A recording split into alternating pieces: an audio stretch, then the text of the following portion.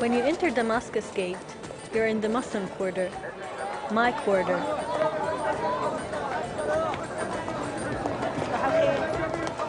This is my Jerusalem.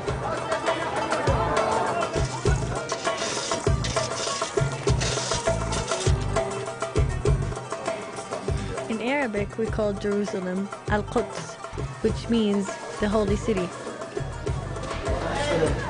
But it's also a place where people go to work, where we buy our groceries, and kids play and go to school.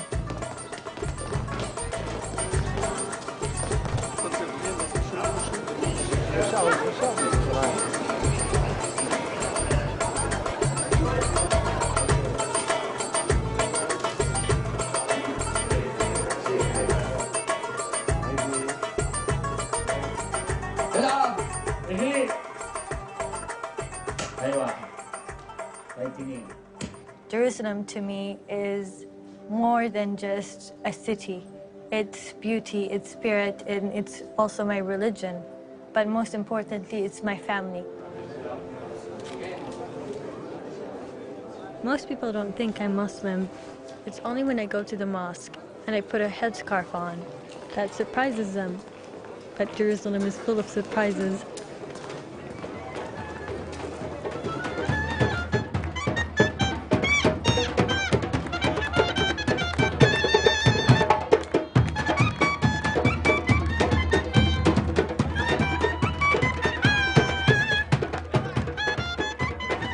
Twice a week in the Jewish quarter, there's a big celebration.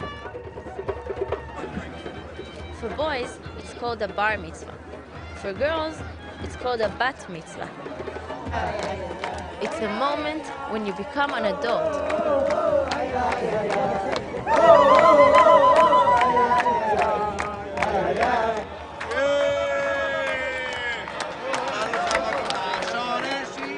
Jews in Jerusalem have come from over 100 different countries. Take, for example, my family. My mother is from Paris. Her parents are from Tunisia. My father's family is from Poland.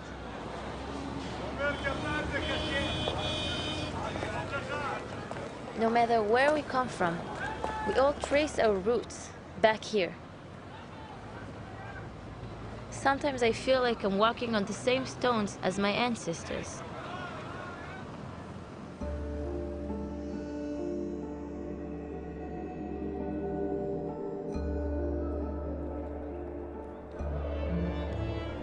Since biblical times, we have a special word when Jews return to the Promised Land.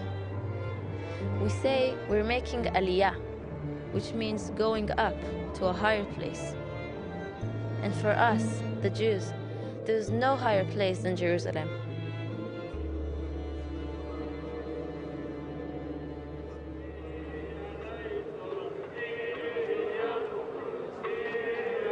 For me, the best time to come to Jerusalem is Easter.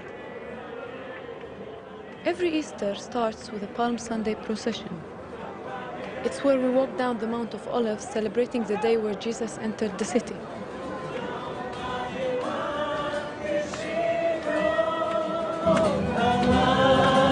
Every year, me and my brother George join in this Palm Sunday procession, and we end up meeting people from all over the world.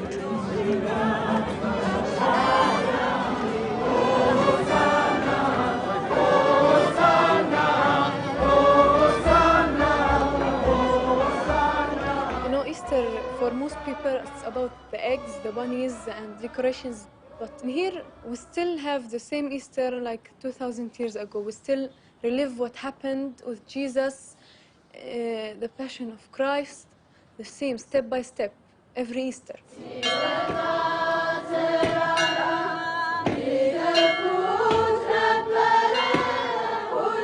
In the Christian quarter, we have the Ethiopians, the Greek Orthodox, the Catholics, the Coptics, the Syrians, and each community celebrates Easter in their own way.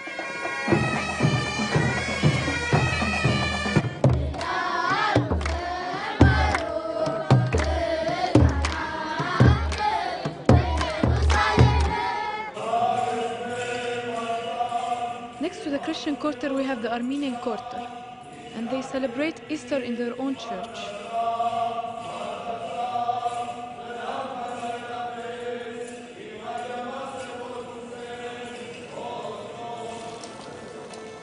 The old city is very small, and the four quarters do not communicate a lot. Although we live in the same area, we don't know a lot about each other.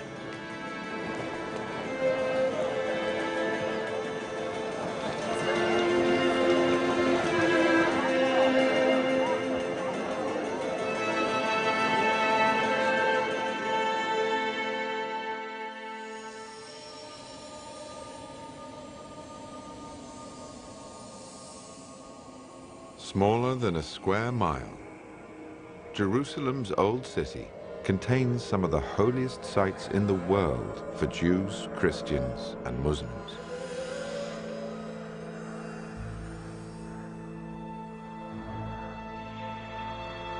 So how did half the people on Earth come to cherish the same tiny space?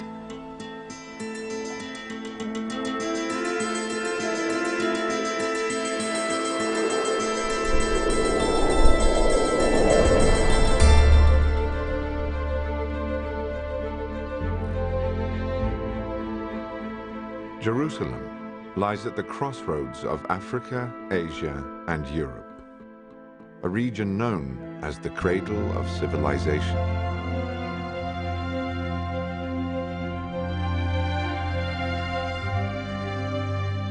The first empires began here 5,000 years ago.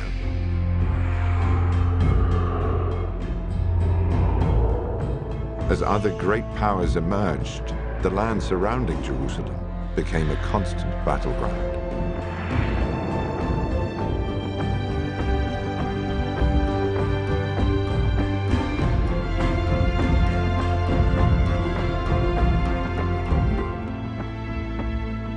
Each civilization left its mark here. The Romans built vast port cities on the Mediterranean Sea.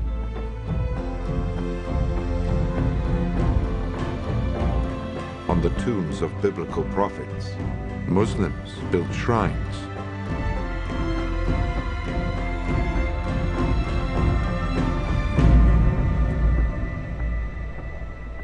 On a high plateau above the Dead Sea, King Herod the Great built Masada, a mountain fortress where Jewish rebels made their last stand against the Roman army.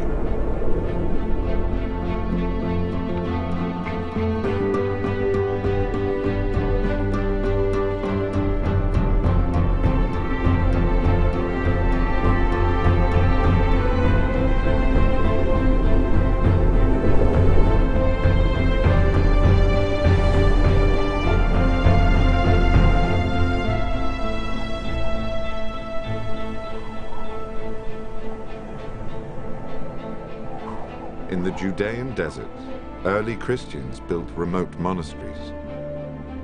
Some still inhabit it to this day.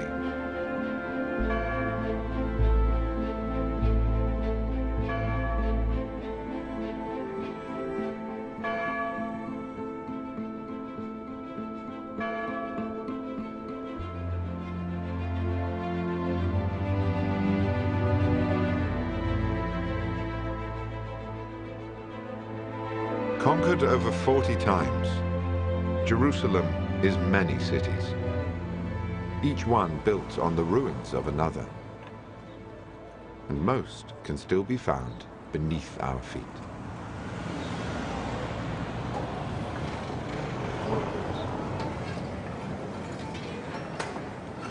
Imagine you're a detective, and you try to solve a mystery based on pieces of evidence that you put together. That's exactly what archaeologists do, except that we do it for the past. One of the things that makes Jerusalem such an exciting place to work is the continuous occupation layers, one on top of the other, going all the way back 5,000 years ago to the first inhabitants, the biblical Jebusites, and then through the Israelites and the Roman period and the Crusaders and all the way up until today. Understanding ancient Jerusalem is like trying to put together a giant puzzle where we're missing most of the pieces and we don't know what the original picture looked like.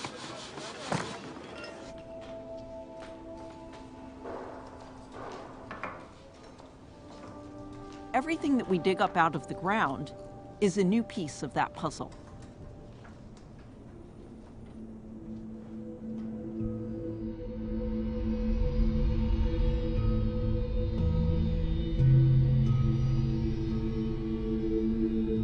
Jerusalem lies in the heart of a region that has yielded some of archaeology's most incredible finds.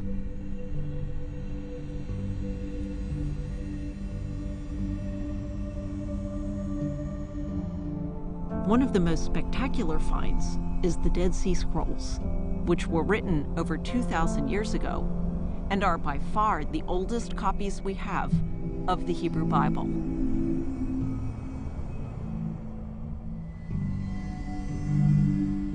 At the deepest levels under the ground, we find the earliest remains of the people who lived in this land.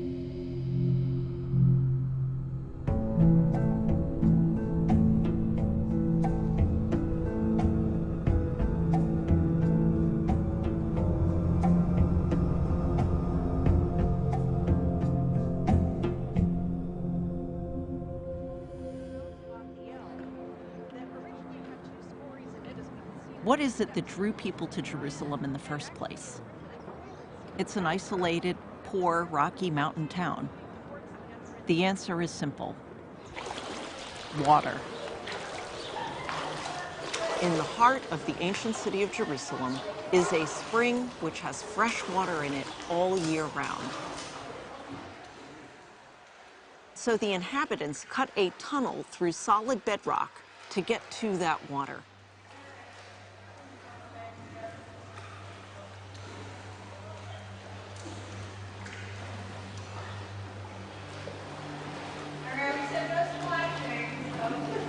Along with water, there is another reason Jerusalem became important, and that was at the top of the hill that overlooked the city.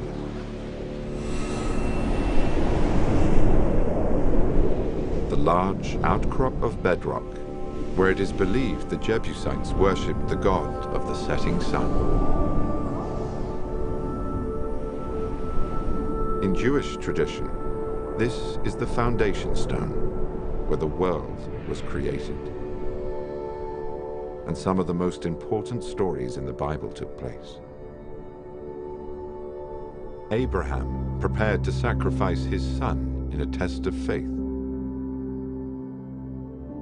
King David brought the Ark of the Covenant.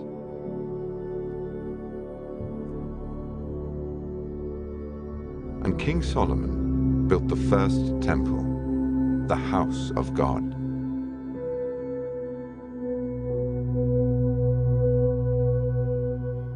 Even after the temple was destroyed by the Babylonians, the belief survived, passed down through the Bible, that Jerusalem was the closest place on earth to God.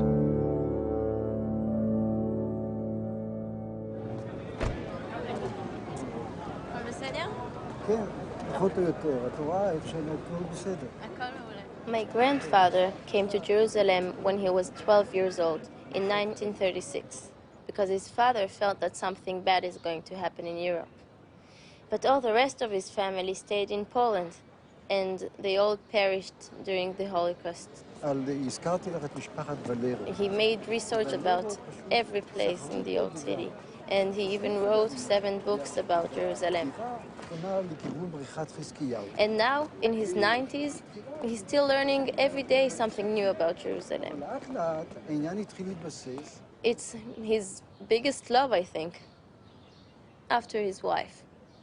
But I'm sure that part of his love to Jerusalem has passed to his family and to me.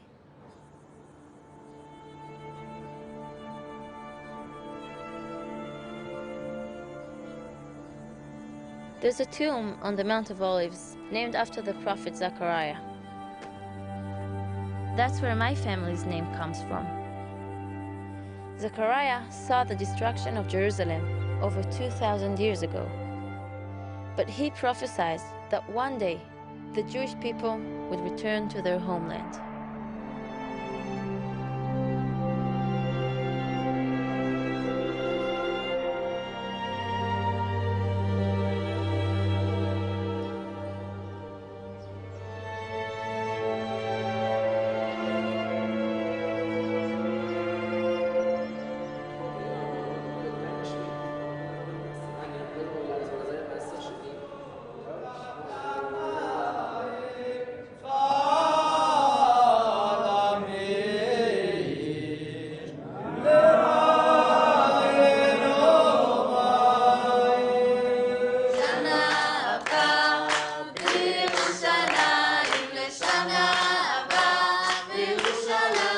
At the end of our holiest days, like Yom Kippur and Passover, we sing "Next Year in Jerusalem."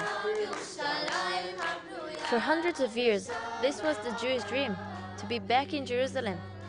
And I have the chance to live that dream.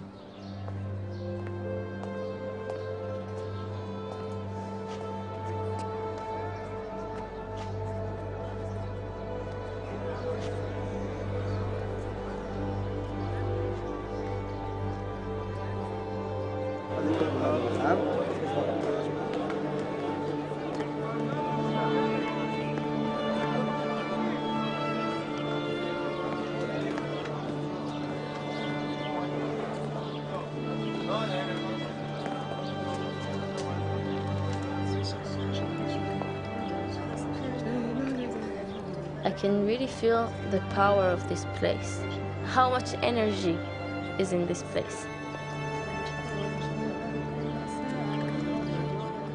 I have this tradition to go every birthday and to put a prayer note in the wall.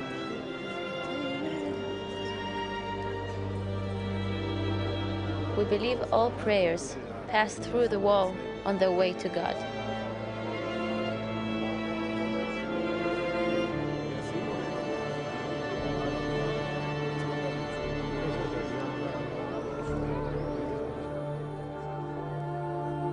A site of Jewish longing for generations, the Western Wall is one of 4 walls that support the enormous stone platform where 2,000 years ago, King Herod the Great rebuilt the temple on a scale comparable to the Great Pyramids of Egypt.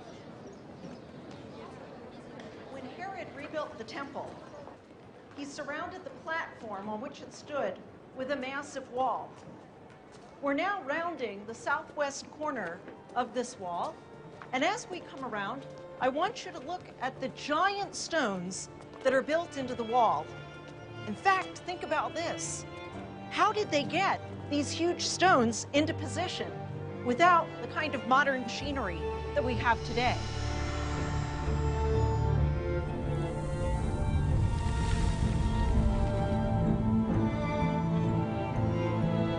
Using written records and the latest archaeological findings, we can imagine what the Second Temple might have looked like at the height of its splendor.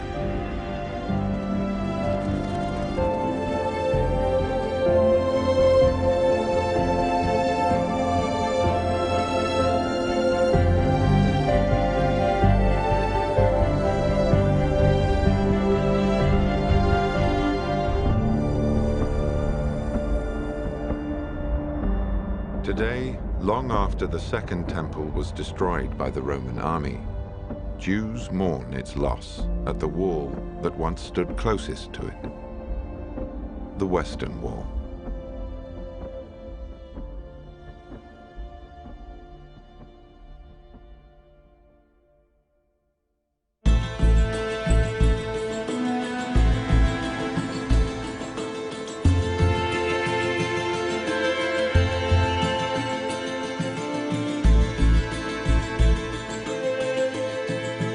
Hundreds of years ago, my family came from Greece and Italy to see the Holy Land, and they stayed.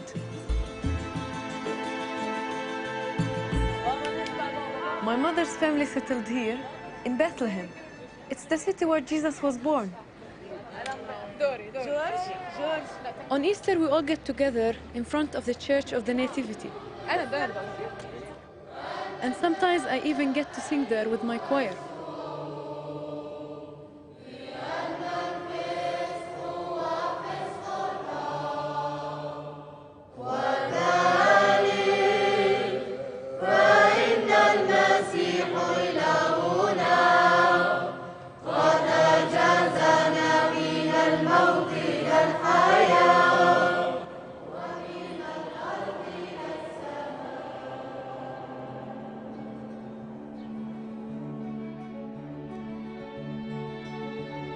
For centuries, Christian pilgrims have traced the footsteps of Jesus, from his birth in Bethlehem to his death in Jerusalem.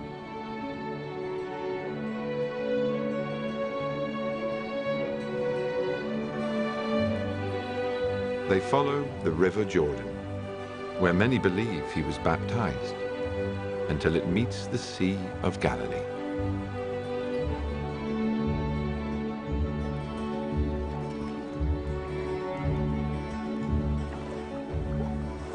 According to the Gospels, he began his ministry in the village of Capernaum and taught in its synagogue.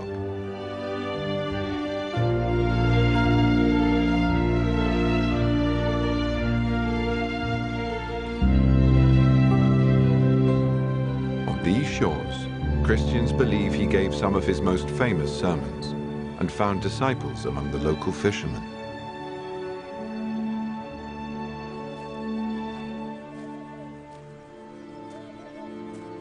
And it is here, in Jerusalem's Garden of Gethsemane, that the New Testament says he was arrested before being sentenced to death.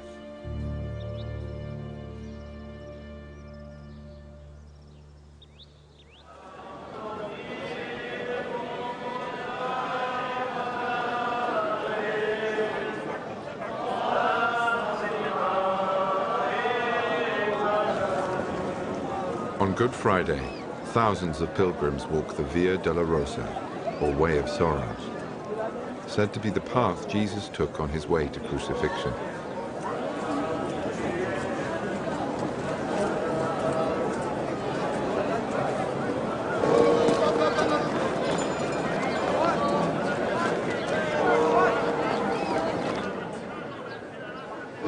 The procession ends inside the Church of the Holy Sepulchre.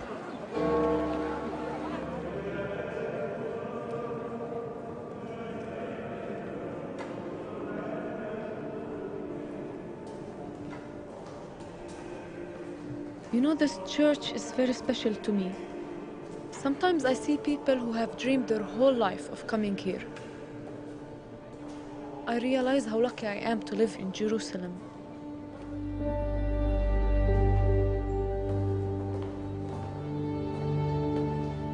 I can come to the church anytime I want, to touch the rock of Golgotha. It's where we believe Jesus died on the cross. And visit the tomb where he was buried, and 3 days later rose from the dead.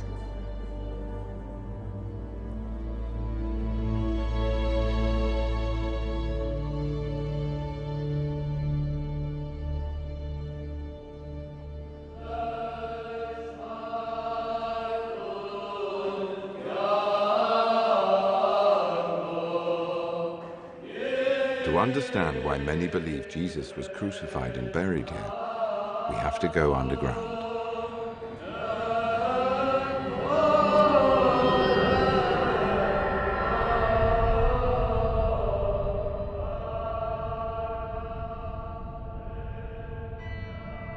Deep below the church, archaeologists found ancient graffiti. A ship drawn by a pilgrim with an inscription in Latin that reads, "O Lord, we have come." Dated to over 1700 years ago, it suggests that Christians worshipped here even before the church was built.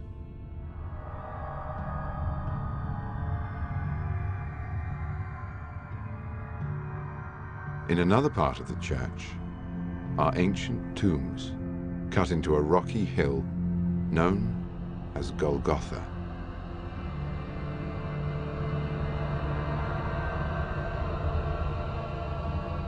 Most archaeologists believe this was a Jewish cemetery in the time of Jesus.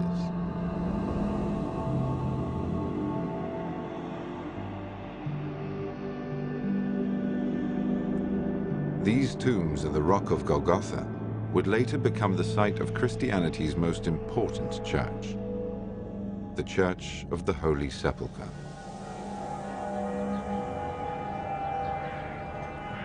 Ultimately, archaeology cannot prove Jesus was buried here. This remains a matter of faith.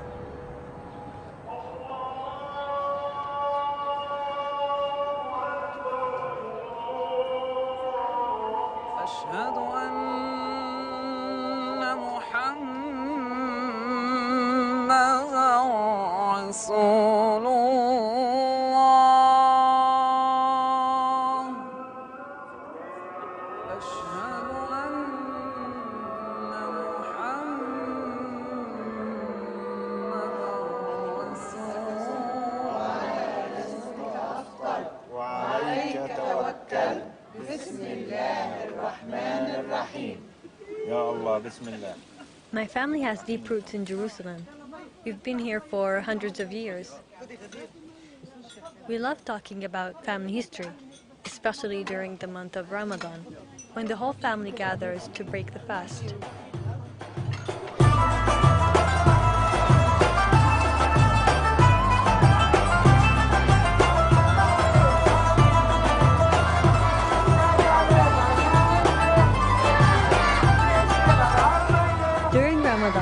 Every street competes to see who can make the best decorations and who can throw the biggest parade.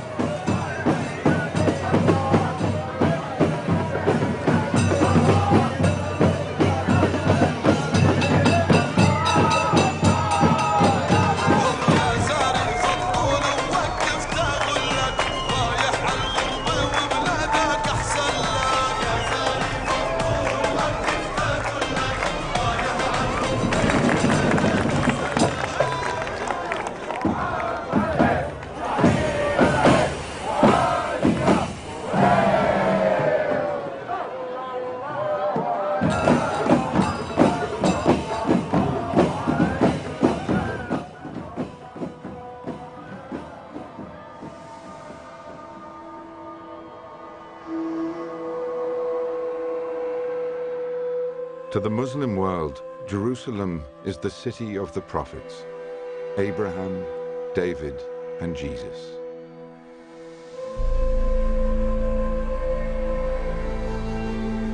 Muslims believe that the last of the prophets was Muhammad, and that one night he was taken on a miraculous journey from Mecca to Jerusalem, where he ascended to heaven on a ladder of light.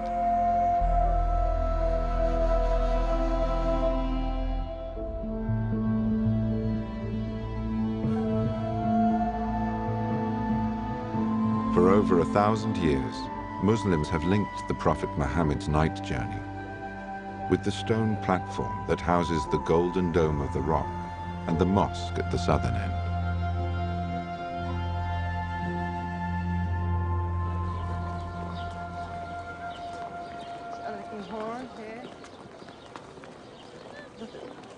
When you go up to the mosque, you leave all the noises and the crowds behind you. You come out to this wide open space filled with birds and trees. It's like you're in another world.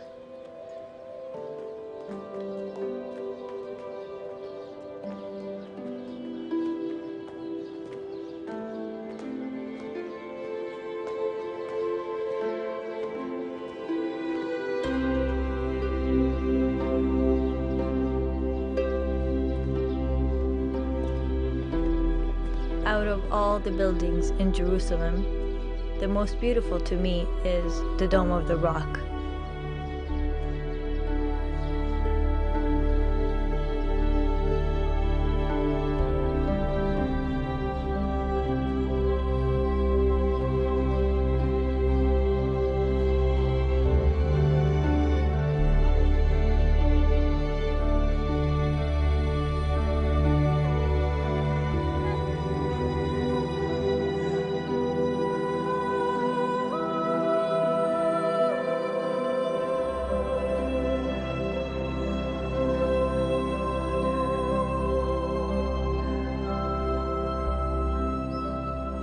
The Dome of the Rock is actually built over a rock, which we call Al-Sakhra, where we believe Prophet Muhammad, peace be upon him, rose to the heaven and led all the prophets in prayer.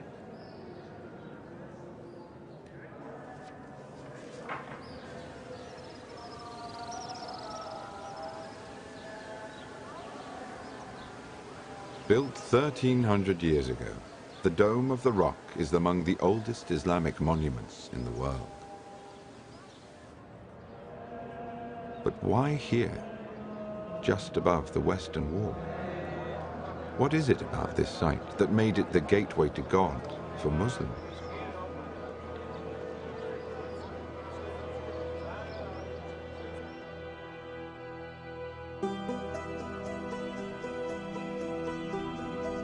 The oldest map of Jerusalem ever discovered shows that when the Muslims arrived as conquerors in the 7th century, they found a Christian city, dominated by the Church of the Holy Sepulchre.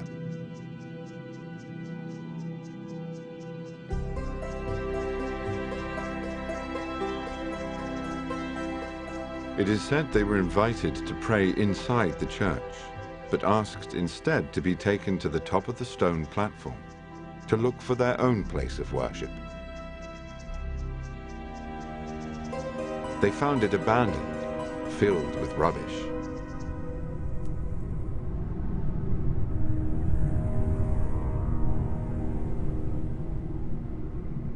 Only once they cleaned it did they uncover what they were searching for.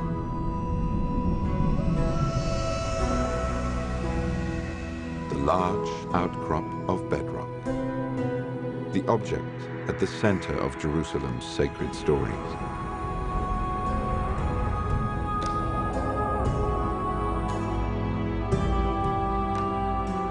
Today, the Dome of the Rock guards the ancient stone, where it is believed the Jebusites once worshipped, the temple stood, and the Prophet Muhammad ascended to heaven.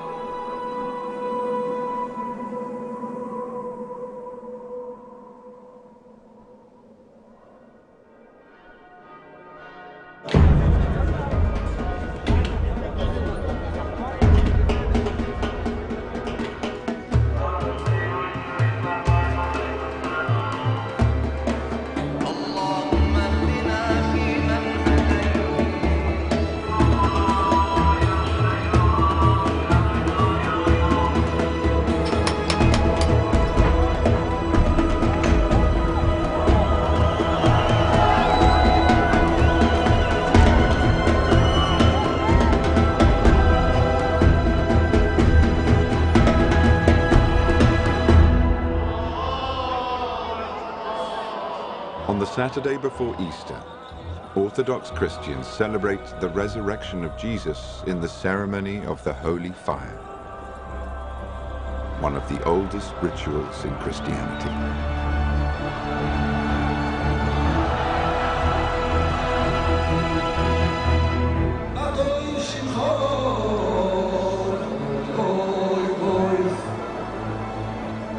On the Jewish High Holy Days, Jews gather at the Western Wall for the priestly blessing, said to be the same blessing given by priests in the temple 3,000 years ago.